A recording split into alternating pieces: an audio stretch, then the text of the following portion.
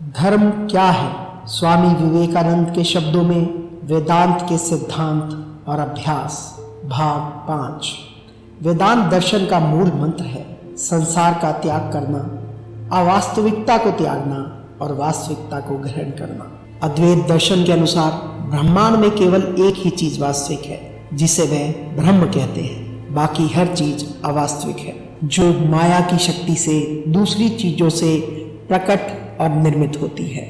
हमारा लक्ष्य उस ब्रह्म तक वापस पहुंचना है।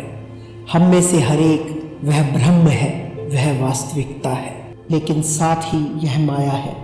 अगर हम इस माया या अज्ञानता से छुटकारा पा लेते हैं तो हम वही बन जाते हैं जो हम वास्तव में हैं। इस दर्शन के अनुसार प्रत्येक मनुष्य में 3 भाग होते हैं: शरीर, आंतरिक अंग या मन, और उसके पीछे आत्मा। शरीर बाहरी आवरण है और मन आंतरिक आवरण है।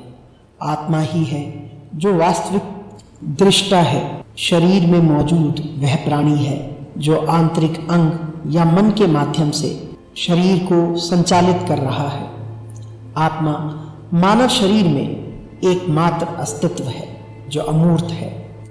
चूंकि यह अमूर्त है इसलिए यह यौगिक नहीं हो सकता, और चूंकि यह यौगिक नहीं है इसलिए यह कारण और प्रभाव के नियम का पालन नहीं करता, और इसलिए यह अमर है। जो अमर है उसका कोई आरंभ नहीं हो सकता, क्योंकि आरंभ वाली हर चीज का अंत अवश्य होता है। इसका यह भी अर्थ है कि यह निराकार होना चाहिए। पदार्थ के बिना कोई आकार नहीं हो सकता। हर उस चीज का आरंभ और अंत होता है जिसका कोई आकार है। हम में से कोई भी नहीं है जिसने ऐसा कोई रूप देखा हो जिसका आरंभ ना हुआ हो और जिसका अंत नहीं होगा। बल और पदार्थ के संयोग से एक रूप बनता है। इस कुर्सी का एक अनोखा रूप है, यानी पदार्थ की एक निश्चित मात्रा पर एक निश्चित मात्रा में बल लगाया जाता है और उसे एक खास आकार दिया जाता है। आकार पदार्थ और बल के संयोग का परिणाम है। संयोग शाश्वत नहीं हो सकता। हर संयोग का एक समय अवश्य आता है जब वह विलीन हो जाता है। इसलिए सभी रूपों का एक आरंभ और एक अंत होता है। हम जानते हैं कि हमारा शरीर नष्ट हो जाएगा। इसका एक आरंभ था और इसका एक अंत भी होगा, लेकिन आत्मा, जिसका कोई रूप नहीं है, आरंभ और अंत के नियम से बंध नहीं सकती। यह अनंत काल से विद्यमान है। जैसे समय शाश्वत है, वैसे ही मनुष्य की आत्मा भी शाश्वत है। दूसरा, यह सर्वव्यापी होनी चाहिए। केवल रूप ही स्थान द्वारा सीमित किया जा सकता है। जो निराकार है उसे स्थान में सीमित नहीं किया जा सकता। इसलिए अद्वैत वेदांत के अनुसार आत्मा आप में, मुझ में, सभी में सर्वव्यापी है। आप इस समय सूर्य में उतने ही हैं जितने धरती पर, इंग्लैंड में उतने ही हैं जितने अमेरिका में, लेकिन आत्मा मन और शरीर के माध्यम से कार्य करती है, और जहाँ वे है वहाँ इसकी क्रिया दिखाई देती है। हम जो भी काम करते हैं, जो भी विचार हम सोचते हैं, वह मन पर एक छाप छोड़ता है, जिसे संस्कृत में संस्कार कहते हैं, और इन छापों का योग एक जबरदस्त शक्ति बन जाता है जिसे चरित्र कहते हैं। एक आदमी का चरित्र वह होता है जो उसने खुद के लिए बनाया है। यह उसके जीवन में किए गए मानसिक और शारीरिक कार्यों का परिणाम है। संस्कारों का योग वह शक्ति है जो एक आदमी को मृत्यु के बाद अगली दिशा देती है। एक आदमी मर जाता है, शरीर गिर जाता है और वापस तत्वों में चला जाता है, लेकिन संस्कार बने रहते हैं, मन से चिपके रहते हैं। मन सूक्ष्म पदार्थ से बना है, विलीन नहीं होता, क्योंकि पदार्थ जितना सूक्ष्म होता है वह उतना ही अधिक स्थायी होता है। लेकिन मन भी अंततः समय के साथ विलीन हो जाता है, और यही वह है जिसके लिए हम संघर्ष कर रहे हैं। इस संबंध में सबसे अच्छा उदाहरण जो मेरे मन में आता है वह है भवंडर का उदाहरण, अलग अलग दिशाओं से आने वाली हवा, अलग अलग हवा की धाराएं जहां मिलती हैं और मिलन बिंदु पर एक हो जाती हैं और घूमती रहती हैं। घूमते हुए वे एक स्तंभ बनाती हैं। धूल, कागज के टुकड़े इत्यादि को एक स्थान पर खींचती हैं, फिर उन्हें गिराकर दूसरे स्थान पर ले जाती हैं और इस तरह घूमते रहती हैं। ऊपर उठती हैं, अपने सामने मौजूद पदार्थों से शरीर बनाती हैं। इसी तरह संस्कृत में प्राण कहलाने वाली शक्तियाँ एक साथ आती हैं और पदार्थ से शरीर और मन बनाती हैं और तब तक चलती रहती हैं जब तक शरीर नीचे नहीं गिर जाता। जब वे दूसरे पदार्थ को उठाकर दूसरा शरीर बनाती हैं और जब यह गिरता है तो दूसरा उठता है और इस तरह यह प्रक्रिया चलती रहती है। बल पदार्थ के बिना यात्रा नहीं कर सकता, इसलिए जब शरीर गिर जाता है तो मन का पदार्थ रह जाता है, उस पर संस्कार रूपी प्राण क्रिया करता है और फिर वह दूसरे बिंदु पर चला जाता है। नए पदार्थ से एक और चक्कर लगाता है और एक और गति शुरू करता है और इस तरह वह एक स्थान से दूसरे स्थान तक यात्रा करता है जब तक कि सारा बल खर्च नहीं हो जाता और फिर वह गिर जाता है, समाप्त हो जाता है। इसलिए जब मन समाप्त हो जाएगा बिना कोई संस्कार छोड़े, पूरी तरह से टुकड़े टुकड़े हो जाएगा, हम पूरी तरह से मुक्त हो जाएंगे और उस समय तक हम बंधन में हैं जब तक आत्मा मन के चक्कर से ढकी रहती है और कल्पना करती है कि उसे एक स्थान से दूसरे स्थान पर ले जाया जा रहा है। जब यह चक्कर गिर जाता है तो आत्मा पाती है कि वह सर्वव्यापी है, वह जहाँ चाहे जा सकती है, पूरी तरह से स्वतंत्र है और अपनी इच्छानुसार जितने भी मन या शरीर बनाना चाहती है बना सकती है।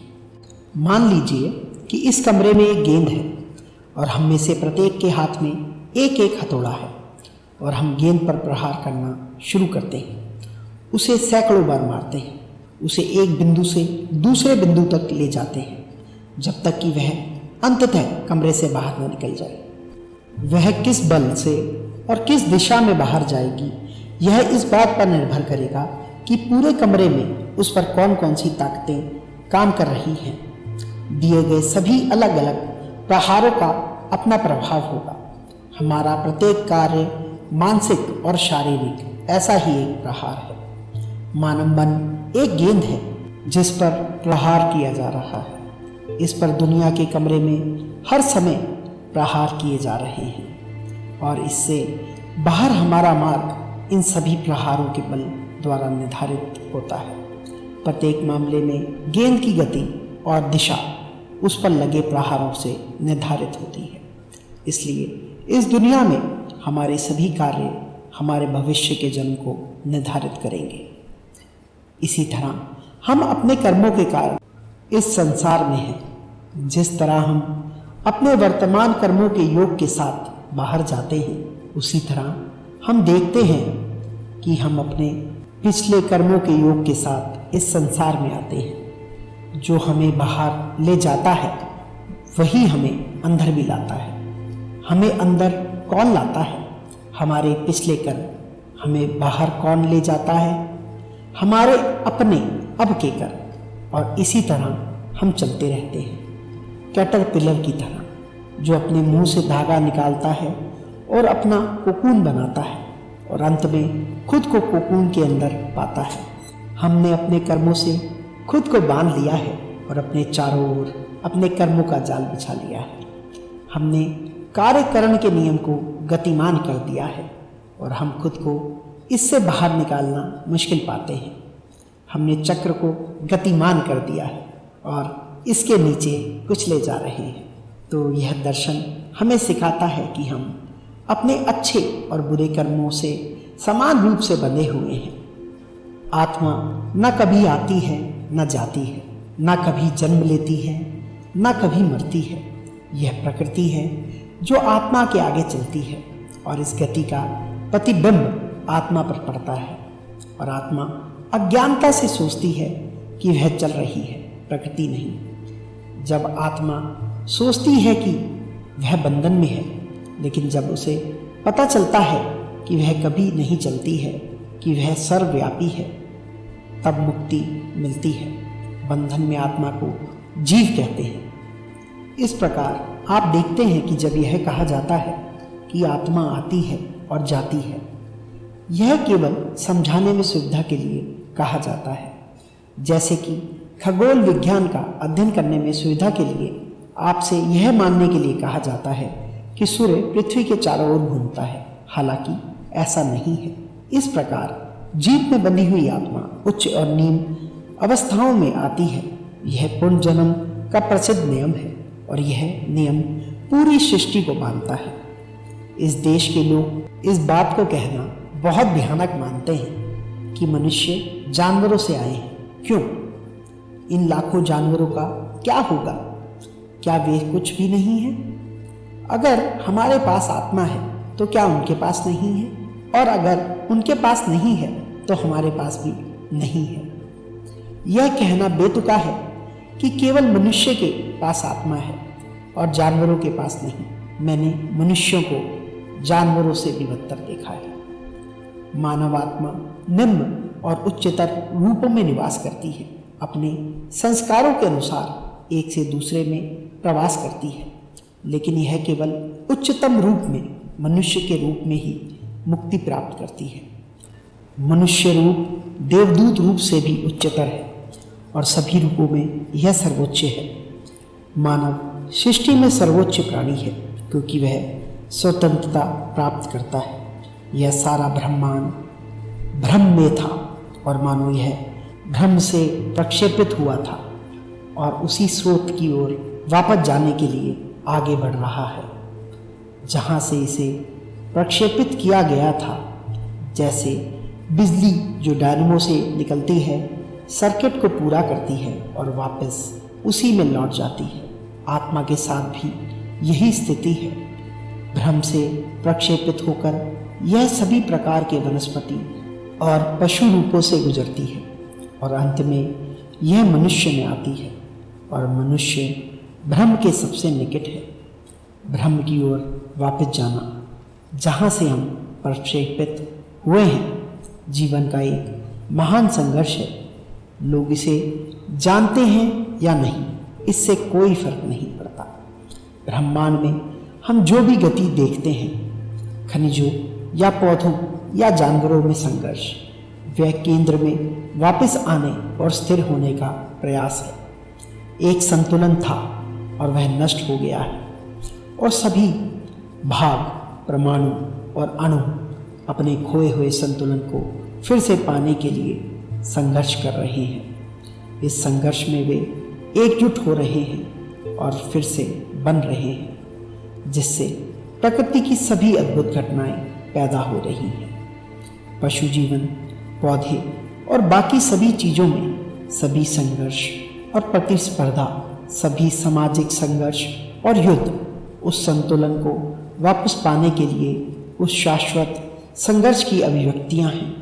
जन्म से मृत्यु तक जाना, यह यात्रा संस्कृत में संसार कहलाती है। शाब्दिक रूप से जन्म और मृत्यु का चक्र। इस चक्र से गुजरने वाली सारी सृष्टि जल्द या बाद में मुक्त हो जाएगी। सवाल उठाया जा सकता है, अगर हम सभी को मुक्ति मिल जाएगी तो हमें इसे पाने के लिए संघर्ष क्यों करना चाहिए? अगर हर कोई मुक्त होने वाला है तो हम बैठेंगे और प्रतीक्षा करेंगे। यह सच है कि हर प्राणी जल्द या बाद में मुक्त हो जाएगा। कोई भी खो नहीं सकता, कुछ भी नष्ट नहीं हो सकता, सब कुछ ऊपर आना ही चाहिए। अगर ऐसा है तो हमारे संघर्ष का क्या फायदा? पहली बात तो यह कि संघर्ष ही एकमात्र ऐसा साधन है जो हमें केंद्र तक ले जाएगा। और दूसरी बात यह है कि भले ही हम नहीं जानते कि हम संघर्ष क्यों कर रहे हैं, लेकिन फिर भी हमें संघर्ष करना ही पड़ेगा। हजारों लोगों में से कुछ लोग इस विचार से जागृत होते हैं कि वे संघर्ष करेंगे और मुक्त हो जाएंगे, लेकिन मानव जाति का विशाल जनसमूह भौतिक चीज़ों से संतुष्ट है।